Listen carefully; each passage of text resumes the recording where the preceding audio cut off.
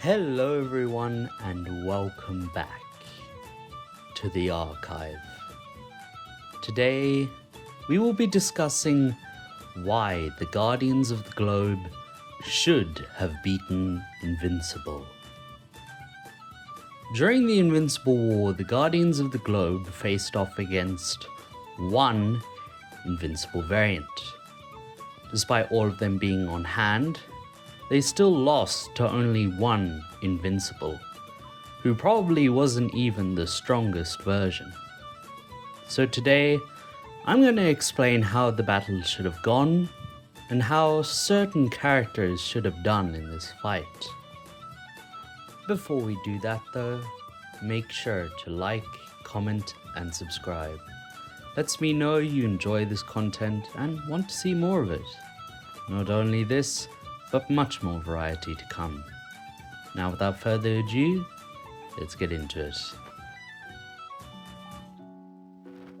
Before we explain the actual premise of the video, let's go over what happened in the fight, and why I believe the Guardians should win.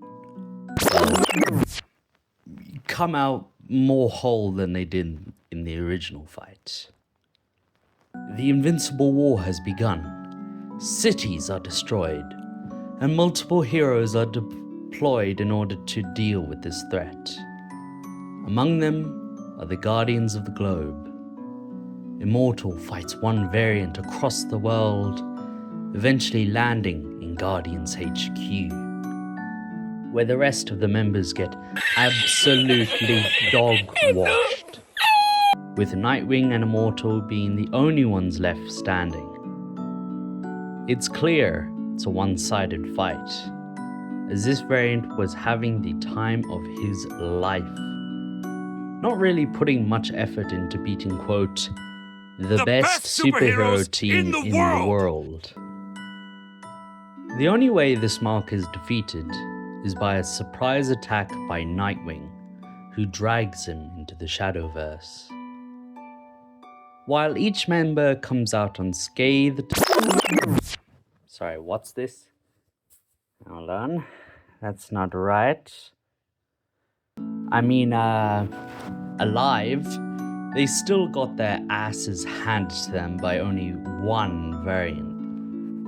You could even say that this was supposed to be a surprise attack, as this is the same Invincible variant Immortal was fighting early in the episode. He would then divert this mark to Guardian HQ, where they tried to jump him. But as I previously said, they got beaten, and only survived thanks to luck. So, why do I believe the Guardians should have won?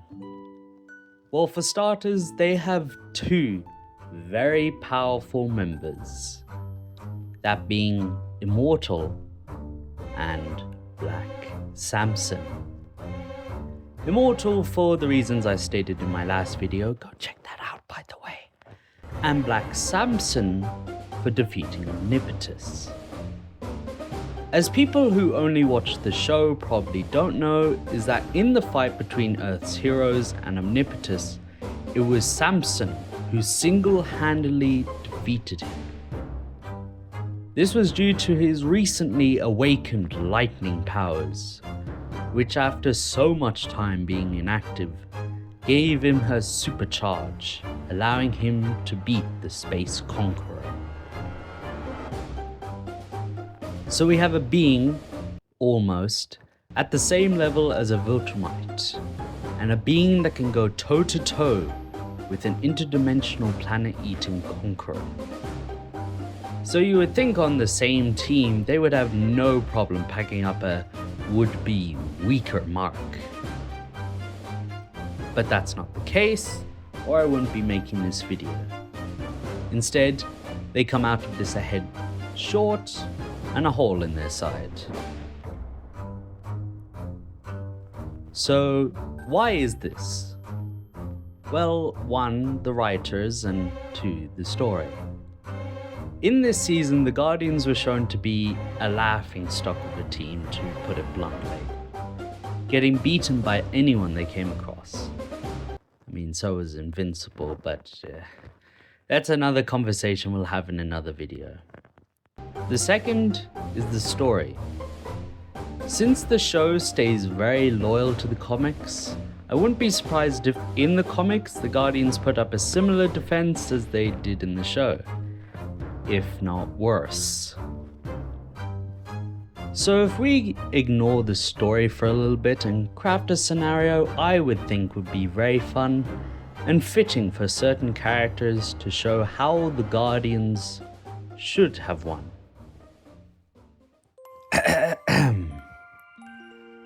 It's an early morning. Not a cloud in the sky. Like most days, the city is peace. Fuck. Like most days, the city is peaceful. People walk by with a smile on their face. And all in all, it's ideal for the average citizen.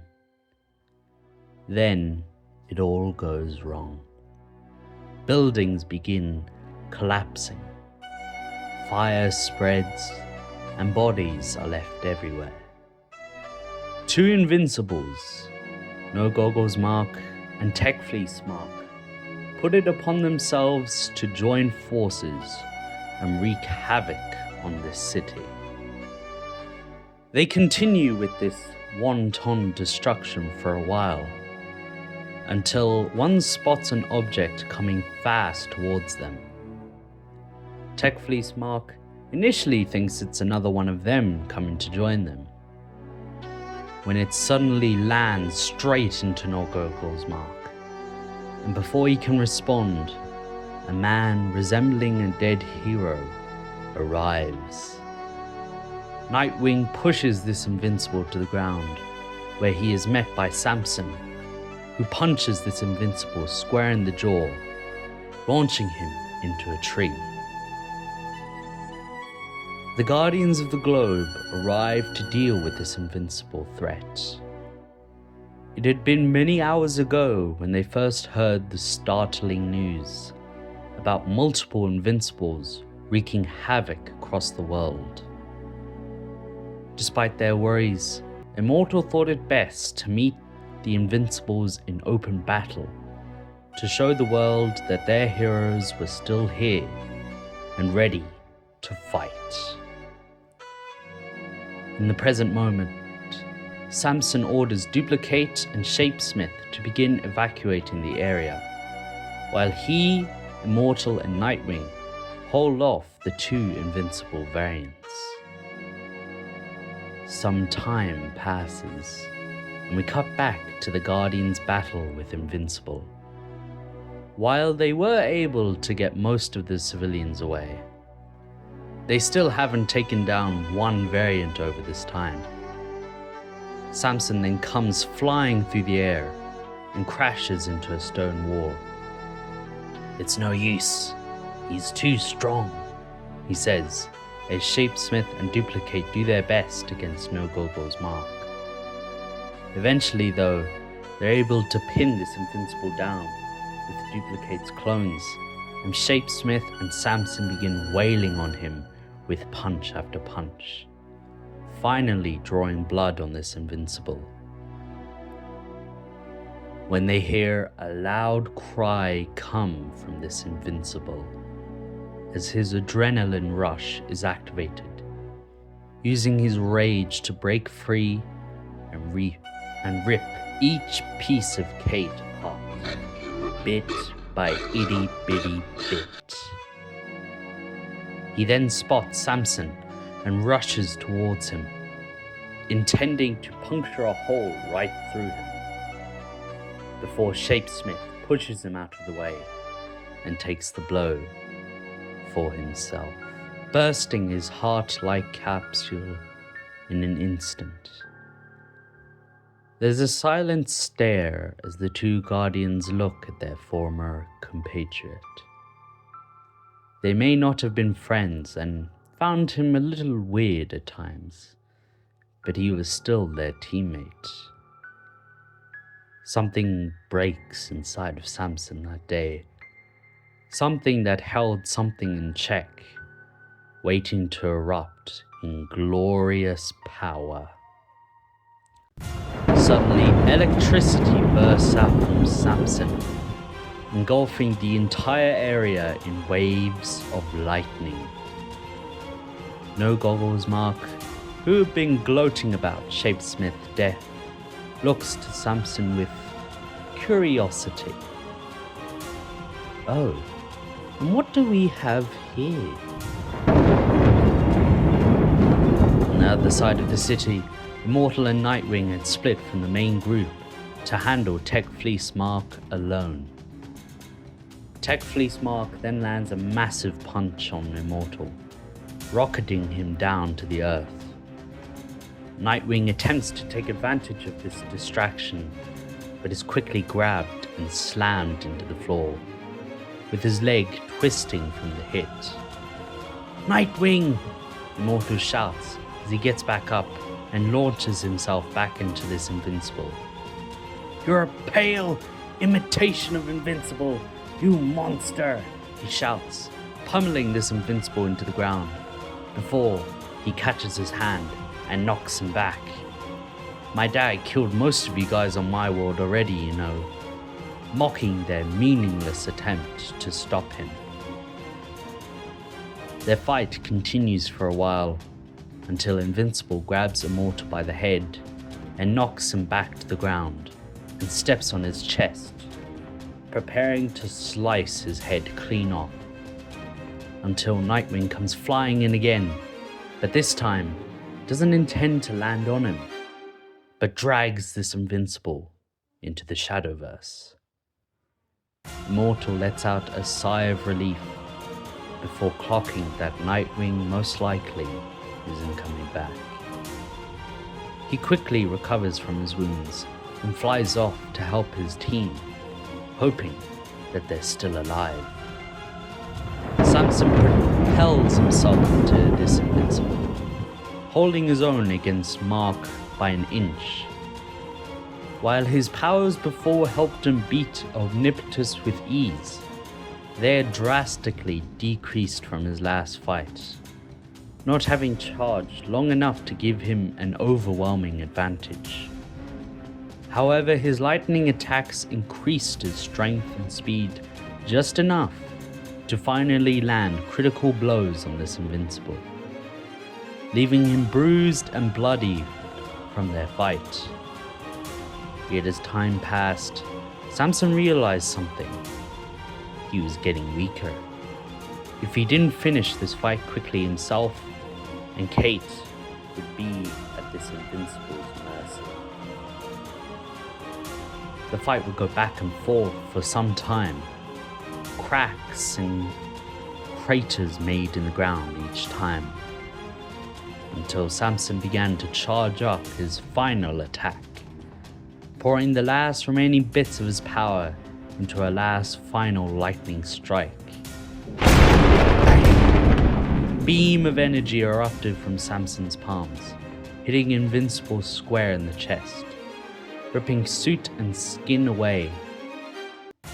Eventually, the beam's energy runs out, and Samson returns to his regular self, falling to the ground, exhausted. Kate, who previously had hid during the fight, runs over to help Samson up, while Invincible is down and begins moving him away. Before Kate can even start moving, though, she sees no Goggles Mark get up, charred flesh and skin falling off of him, with a deranged face filled with bloodlust and hate. Kate merely stands still, awaiting her fate. Invincible rushes towards them at light speed, planning to run right through their delicate bodies. But before he hits them, Immortal comes flying directly on top of Invincible, dragging him across the ground, punching him as he does so. The hits he does creates a crater in the ground, spraying blood all around him. Punch after punch is landed. Immortal fully succumbs to rage and fury before realizing the Invincible died a long, long time ago. This is how I think the fight would have gone, for many reasons. One, despite being a joke, they are still a superhero team, and I thought it more fitting that they meet Invincible in the open together, rather than fighting one in their base and losing for barely any gain. Two, I wanted to show how Samson's powers actually work and why he doesn't use them all the time. He knows that if he doesn't activate them regularly, that they build up in charge and give him a major power boost, allowing him to be capable of fighting powerful threats without any help. Third is that I wanted Immortal to actually do something for once. Win a fight for the first time, rather than come out second best or just holding his own, and finally show that he is indeed a strong hero that can hold his own against a Viltrumite, despite how weak this one may have been.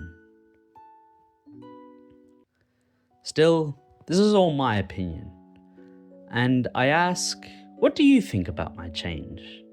Do you think it was done well, or do you think I was a bit too optimistic with the Guardians being able to beat 2 Invincibles?